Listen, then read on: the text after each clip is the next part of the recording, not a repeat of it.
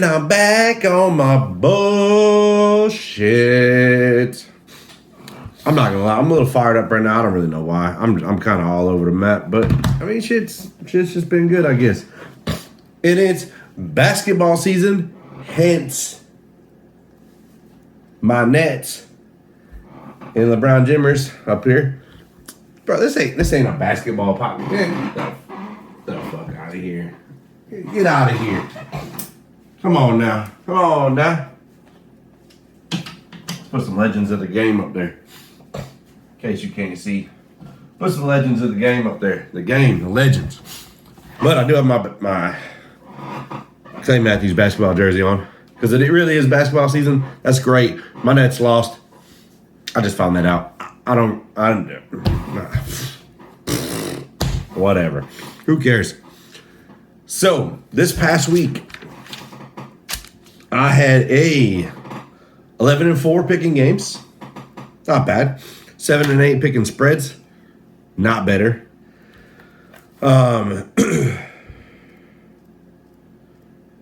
Not bad overall. So Green Bay won and covered. Jacksonville beat the fucking brakes off of New England, who looks absolutely awful. And they're already calling for Gerard Mayo's job, which I find kind of interesting. Talking about him potentially being a one and done. I guess. Maybe. I don't know. Drake May's in there now, looking pretty good. We'll see how that all goes.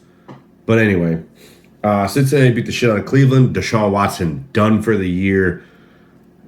People celebrating. I don't understand. I don't really give a shit what you think of the guy. I really don't. Like, I understand, like, the stuff that happened off the field with Deshaun Watson. I'm sorry for taking this to, like, a real serious place real quick. But, like, I mean, Jameis Winston does kind of have a point. Like, hey, like, I understand, like, he's going to ride for his guy, get all that. You know, he's in the locker room with him every day. He's the one who goes to work with him every day. He's the one who works out with him. He's in the quarterback's room. He's around him the most. And Jameis has got his own set of problems, don't get me wrong. But let's be honest about it. Like, cheering a dude's injury, like, celebrating that he's out of the game. Because, yes, he's been awful. Don't get me wrong. Like, I'm not defending him as a football player whatsoever. Because he has been absolute shit and really should be sad. But his cap number is so astronomically ridiculous that you really can't afford to get rid of the guy. Now, with that being said, the Browns did that shit and they buried themselves. They who they thought they were getting and who they got is not the same person. I'm sorry to say, it's just not, and he has not been good. Again, not defending his on the field credentials whatsoever, but as a human being, like, I don't give a shit.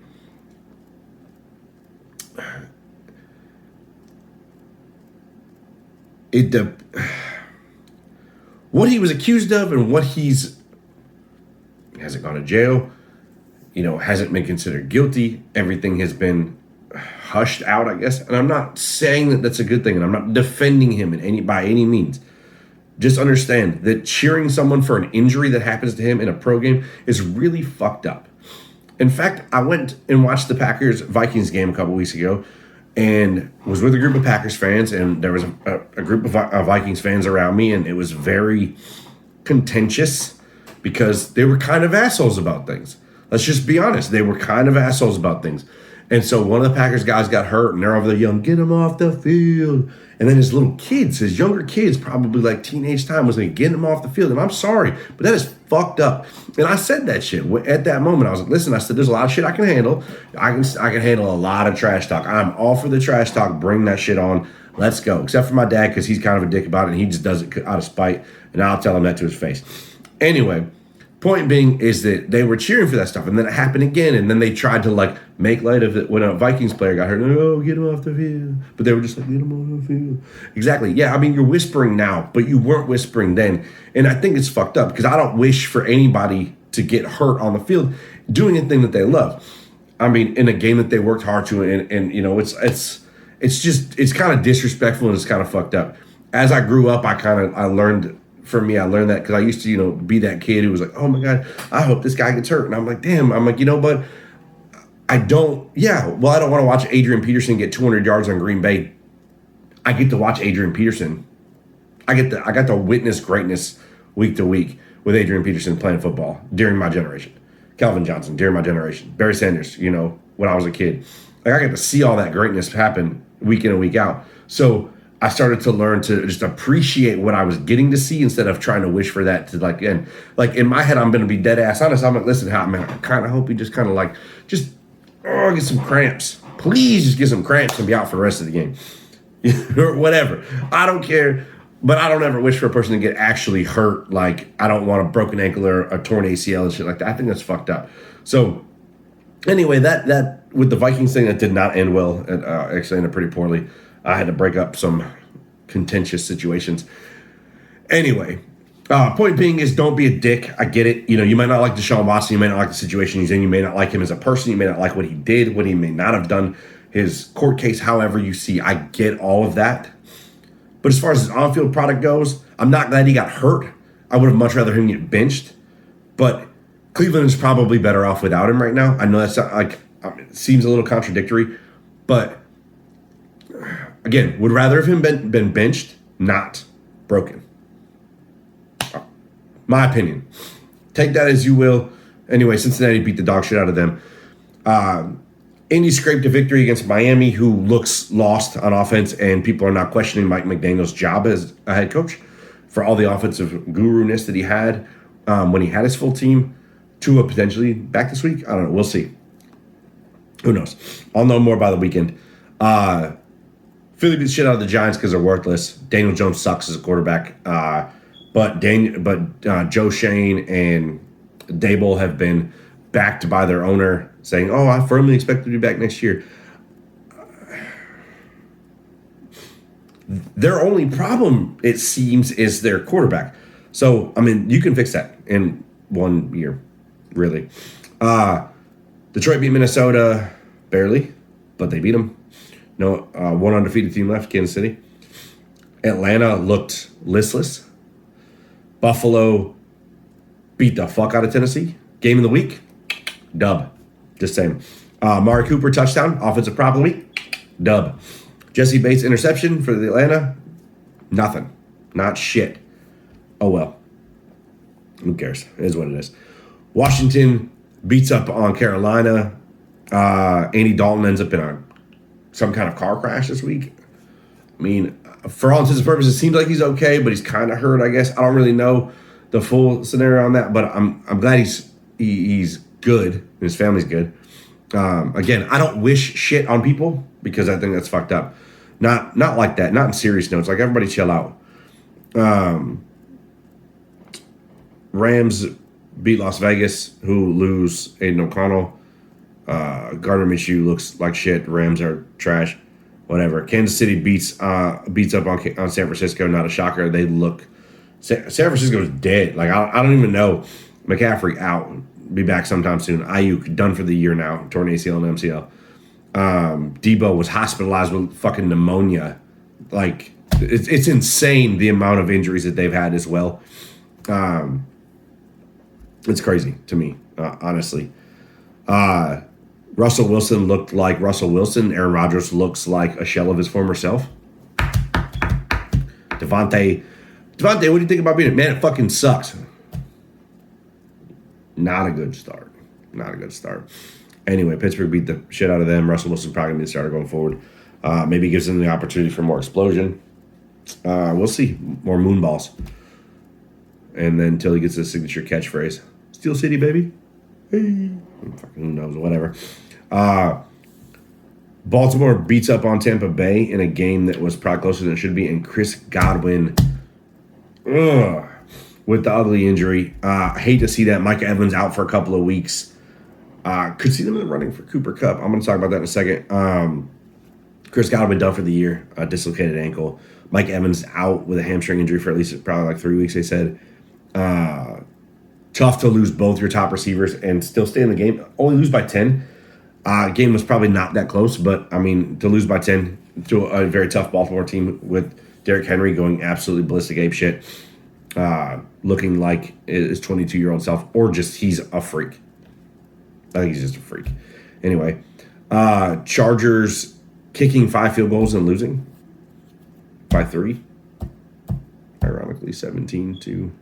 15. Sorry, by 2. My apologies. No. 17, 15. I think I marked myself wrong. I think I marked my stuff incorrect. Well, then, while I look this up. Tampa Bay losing Evans and Godwin. Big losses for them. Really kind of just very shocking. Oh, yeah, no, I didn't get that wrong. Never mind. Very tough to overcome. Interesting spot to see potentially like a Cooper Kupp trade, maybe. I mean, Cooper Kupp is out there and kind of floating around. They've been contacting teams about him. Cross Kansas City off the list because they got DeAndre Hopkins. So that's pretty great, actually. I like that move a lot. I think that's an underrated good move. 32 years old. I mean, that's cool and all. I mean, I get it. I do. I really get it. But I mean, does he need to be like DeAndre Hopkins of old? Not really. I mean, he really just needs to catch touchdowns because something Mahomes isn't doing much of this year. So I would really like to just see that happen. Devontae Adams, 3 catches, 30 yards with the new Jets team. New team, old quarterback. Interesting. But, yeah, nevertheless, still not great. Poor night overall for them. DeAndre Hopkins, 1 catch, -2 yards for Tennessee last week with Mason Rudolph as a quarterback. Yeah, I would want to leave too. I'm not going to lie. Josh Allen with a new receiver, Amari Cooper. 4 catches, 66 yards, and a beautiful touchdown on a route he didn't know what he was running, which I thought was great. Keon Coleman, rookie, was like, hey, bro, just do this. And he's like, bet. Cool. Touchdown. So good job on Amari Cooper for that. Big ups for Keon Coleman for helping his boy out. I appreciate all of that. I think that's phenomenal stuff. So there's all that. I would say that Amari Cooper is in a great spot with Buffalo. And I'm really looking forward to seeing how that relationship develops. I think that's going to be actually one of the better acquisitions so far. I mean, Devontae is going to be good, I think, but their offensive line is still so trash that I really have a hard time believing that they're going to do anything worthwhile. But anyway, overall, so my offensive prop, I'm 6-1 on the season. My defensive prop, I lost. I'm 2-4-1. Game of the week, I am 3-3-1. I did win that one with Buffalo -9.5. 55-51 overall in picks. I'm 45, 57, and 4 overall in spread picks on the season. I don't think it's I mean, it's under 500. I get it, but my overall picks not that bad. Either way, anyway, we're heading into Thursday Night Football. We're in SoFi Stadium in Los Angeles, Minnesota and the Rams.